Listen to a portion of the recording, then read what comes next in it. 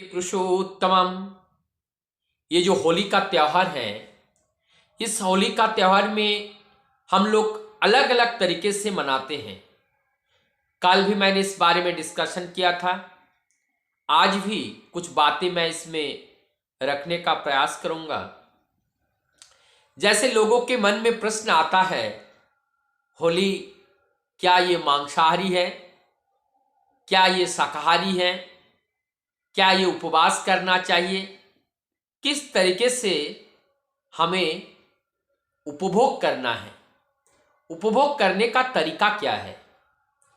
आज हम लोग देखते हैं, होली का नाम आते ही हमारे आंखों के सामने यानी ऐसा एक दृश्य का उदय होता है, जिस दृश्य में लोगों के हाथों में बोतल, थाली में नानान तरीके का, विभिन्न तरीके का व्यंजन, गरिष्ठ व्यंजन, ये सारी दृश्य अपने दृष्टि पटल पर आती हैं। क्या ये परिदृश्य जो है इस होली के त्योहार को सुशोभित करता है? होली का त्योहार पवित्र पूर्णमासी में ही होती है और पूर्णिमासी में इस होली का त्योहार को हम लोगों ने सुने हैं, जाने हैं कि असत्य पर सत्य की विजय, और वो सत्य ही ईश्वर है, सत्य ही सारे देवी देवताएं हैं, सत्य ही वास्तविकता है। तो जीवन की मूलभूत आनंद इस सत्य के अंदर निहित है। और उस सत्य का उपभोग हमें कैसे करना है? हम लोग शराब पी रहे हैं, शराब पी के हम आनंद हर्षोल्लास के साथ ये होली का उपभोग कर रहे हैं। जरा सोचिए तो, दिन पूर्णिमासी का हो और ऐसा कहा जाता हो कि इस तिथि में मर्त्यलोक में देवी देवताओं का अवतरण होता है, और उस देवी देवताओं के अवतरण के उपलक्ष्य पर मैं अगर इस तरीके से अपने आचार आचरण को प्रेषित करूं तो क्या ये उचित होगा? और हम सब जो जहां पे भी हैं, हम ईश्वर के प्रतिनिधि हैं।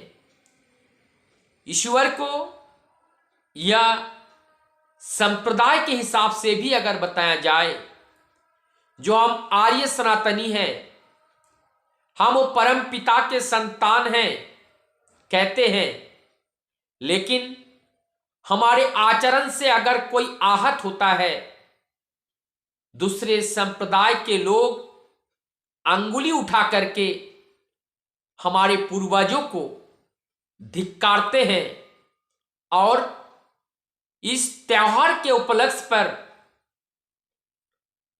असम्मानजनक वाक्य का प्रयोग करते हुए और लोगों को के सामने व्याख्यान करते हुए हीन भावनाओं से हमारी इस त्योहार को देखा जाता है। इसके लिए दोषी कौन है?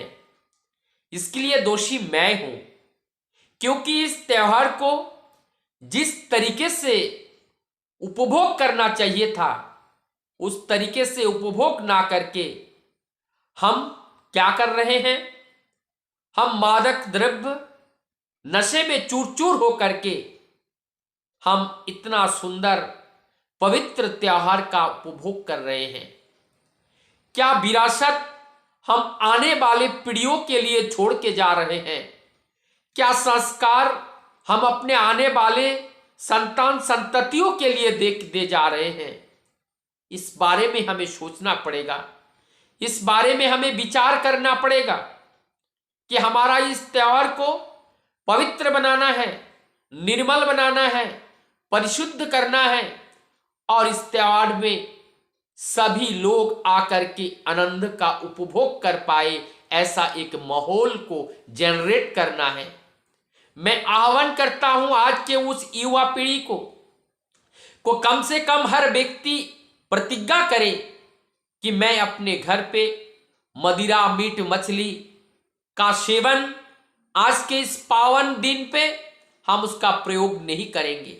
हम कम से कम औरों को ना कर पाए, औरों को ना बंद कर पाए, शुरुआत मैं अपने से तो करूं। इसीलिए कहते हैं हम सुधरेंगे युग सुधरेगी। हम हर व्यक्ति, हर घर घर में हम इसका प्रतिज्ञा ले कि इस होली का त्यौहार को हमें पवित्र बनाना है। हमारे घर में ना तो हम मीट लाएंगे, ना मछली लाएंगे, ना नशे का कोई द्रव्य हमारे घर पे आएगा, और आएगा तो उसका हम विरोध करेंगे। क्योंकि ये जो पूर्णिमासी का दिन है, और पूर्णिमासी में हमारा शरीर कमजोर रहता है, चाहे वो अमावस्या हो चाहे पूर्णिमा हो। वैज्ञानिक दृष्टिकोण से बता रहा हूं, इस धरती में हम लोग जानते हैं 3 हिस्सा पानी है, 1 हिस्सा स्थल है। तो हमारी बॉडी में भी 60 से 70% वाटर की मात्रा है। अमावस्या और पूर्णिमा में ज्वार लगती है, और इस ज्वार में वातावरण में आर्द्रता आ जाती है। उस तरीके से हमारे देह में भी आर्द्रता की मात्रा ज्यादा आ जाती है। जिसकी दर्द होती है उसकी दर्द बढ़ जाती है, बीमारी का प्रकोप भी बढ़ जाता है।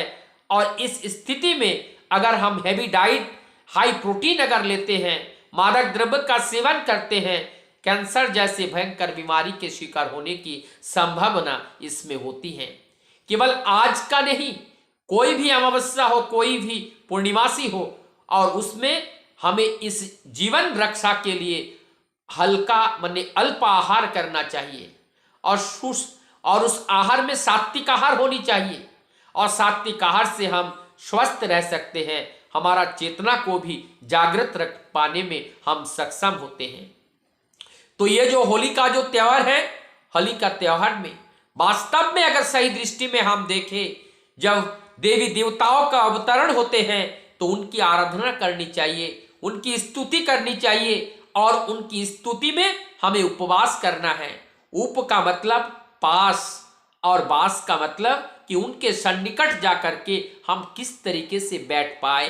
अर्थात कोई देव देवता हम सुने हैं कि वो इस तरीके के मादक द्रव्यों का सेवन करते हैं? नहीं।